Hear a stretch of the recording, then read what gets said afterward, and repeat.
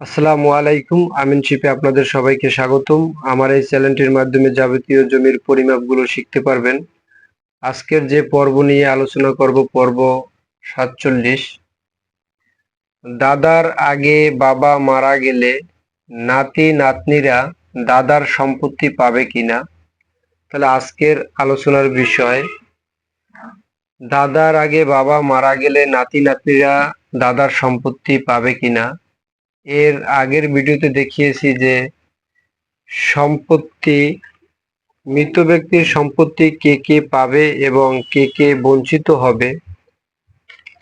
আপনারা যদি এর আগের ভিডিও দেখে আসেন তাহলে মৃত ব্যক্তির সম্পত্তি কে কে পাবে এবং কে কে পাবে না সেটি সম্পর্কে জানতে পারবেন।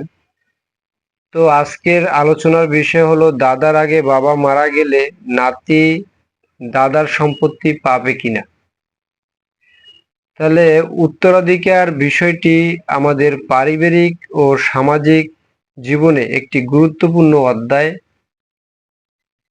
আমাদের প্রিয় নবী হযরত মুহাম্মদ সাল্লাল্লাহু আলাইহি সাল্লাম বলেছেন, সকল জ্ঞানের ঊর্ধ্বে হলো উত্তরাধিকার সংক্রান্ত জ্ঞান। তাহলে এই বিষয়টি নিয়ে প্রায় সময় জটিলতা সৃষ্টি হয়। সেটি হলো, দাদার আগে বাবা মারা গেলে নাতি নাতনিরা দাদার সম্পত্তি পাবে কিনা সে বিষয় নিয়ে। তাহলে এই বিষয়টি জানতে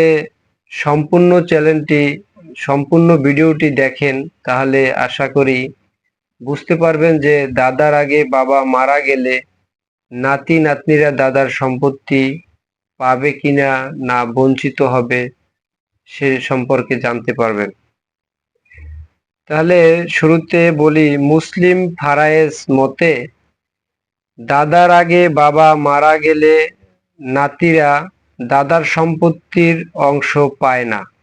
কারণ মুসলিম ফারায়েজ মতে দাদার আগে যদি বাবা মারা যায় তাহলে নাতি নাতনিরা দাদার সম্পত্তি পায় না।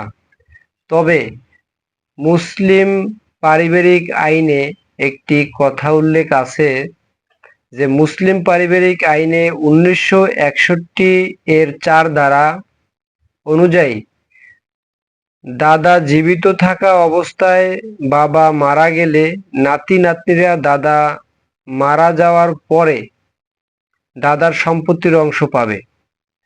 যদি দাদা জীবিত থাকে সেক্ষেত্রে নাতি নাতনিরা দাদার সম্পত্তি, আসলে কেউ যদি জীবিত থাকে সেক্ষেত্রে তার সম্পত্তি সে অন্য কাউকে ভাগ দেয় না এবং সে ইচ্ছা করলে সে ব্যবহার করতে পারে, বিক্রি করতে পারে, যা খুশি করতে পারে, কিন্তু সে অন্য কাউকে ভাগ করে দেয় না। তো সে যদি মারা যায় তার দাদা, তা সেক্ষেত্রে নাতি নাতনিরা এই দাদার সম্পত্তির যে অংশ, এই অংশ ভোগ করতে পারবে। তাহলে পিতা জীবিত থাকলে যতটুকু, এই যে পিতা যদি জীবিত থাকতো সেক্ষেত্রে সে যতটুকু অংশ পেত সেই সমপরিমাণ সম্পত্তি নাতি নাতনিরা পাবে।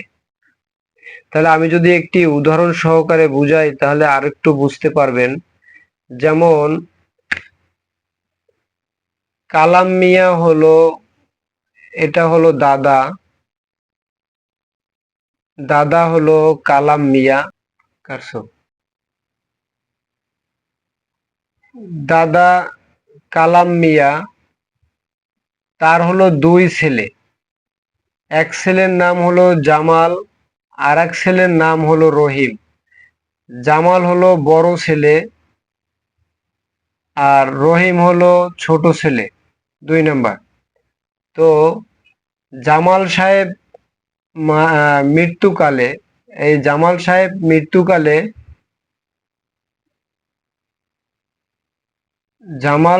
মৃত্যুকালে সে 2টি সন্তান রেখে যায়, যেমন আব্দুল রশিদ এবং আব্দুল বারেক। 2 সন্তান রেখে সে মৃত্যুবরণ করে, সে মারা যায়। আর কামাল মিয়ার অন্য ছেলে জীবিত আছে, এক ছেলে নাই, তার 2টি সন্তান। তো এখন দাদা জীবিত যেহেতু, তাহলে এই আব্দুর রশিদ কি দাদার সম্পত্তি পাবে কিনা, সেটি প্রশ্ন ছিল। তো মুসলিম ফারায়েজ অনুযায়ী, যে মুসলিম পারিবারিক আইনে 1961 এর 4 ধারা অনুযায়ী দাদা জীবিত থাকা সত্ত্বেও নাতি নাতনিরা যারাই থাকুক তারা এই দাদার সম্পত্তি পাবে এবং সেটি তার মৃত্যুকালে তারা ভাগ বন্টন করে নিতে পারবে। এবং এখানে জামাল এবং রহিম দুটি সন্তান তার সম্পত্তির যে অংশ হারে পাবে, ঠিক নাতি নাতনিরাও সেম অংশ পাবে এবং তারা যে কয়জন থাকবে সদস্য তারা ভাগ বন্টন করতে পারবে, ভাগ বন্টন করে নিবে। তাহলে আশা করি এই যে মুসলিম ফারায়েজের যে বিষয়টা, দাদার আগে যদি বাবা মারা যায় তাহলে নাতি নাতনিরা যে সম্পত্তি পাবে সেটি আসলে বুঝতে পেরেছেন। কোনো আমাদের বর্তমান সমাজে দাদার আগে যদি বাবা মারা যায় নাতি নাতনির সম্পত্তি থেকে বঞ্চিত করে, এই ইয়াতিম সন্তানের সম্পত্তি থেকে বঞ্চিত করা যাবে না। কোনো ব্যক্তি জীবিত থাকা অবস্থায় কোনো ওয়ারিশ তৈরি হয় না। যে কোনো ওয়ারিশ তৈরি হয় সেটা জীবিত থাকা অবস্থায় কোনো ওয়ারিশ তৈরি হয় না, সাধারণত মারা যাওয়ার পরে এই ওয়ারিশের সৃষ্টি হয়। আসলে সকলে এই বিষয়টা বুঝতে পেরেছেন। এটি সবার মাঝে ছড়িয়ে দিতে হবে যে দাদার আগে বাবা যদি মারা যায় সেক্ষেত্রে এই বর্তমান সমাজে নাতি নাতনিদেরকে অসহায়ভাবে তাদেরকে বঞ্চিত করে এই সম্পত্তি থেকে। তো তারা এই বাবার সম্পত্তি যতটুকু পেত নাতি নাতনিরাও তারা এই একই সম্পত্তি সমানভাবে পাবে। তো আশা করি আমার ভিডিওটি আপনাদের ভালো লেগেছে। আরো নতুন নতুন ভিডিও পেতে চ্যানেলটি সাবস্ক্রাইব করবেন। আশা করি বুঝতে পেরেছেন। ধন্যবাদ।